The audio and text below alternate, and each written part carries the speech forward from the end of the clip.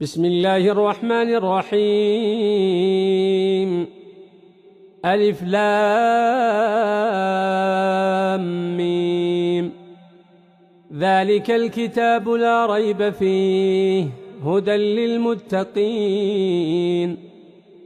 الذين يؤمنون بالغيب ويقيمون الصلاة ومما رزقناهم ينفقون والذين يؤمنون بما أنزل إليك وما أنزل من قبلك وبالآخرة هم يوقنون أولئك